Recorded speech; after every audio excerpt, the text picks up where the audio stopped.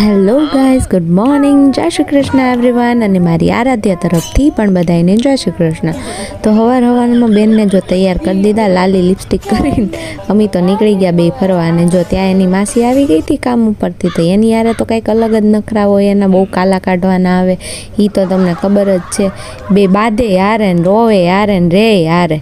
માસીને પાણકી વગર ન હાલે ને પાણકીને માસી વગર ન હાલે, એવા છે બેન. ઘરે આવીને જો મને રોવડાવતી હતી, પછી કેવી સાની રાખે, મમ્મી તું ચૂપ થઈ જા, ચૂપ થઈ જા.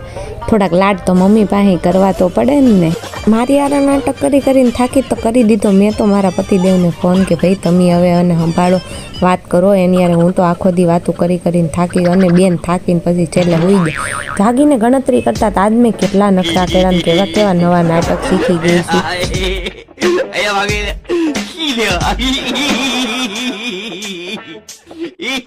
એવું બધું પાછું એના પપ્પાને કહેવાનું હોય ને, મારા પતિદેવને. Thank you for watching this video. કાલે મળી એક નવા મિની વ્લોગ સાથે. ત્યાં સુધી મારી આરાધ્યા તરફથી બાય બાય.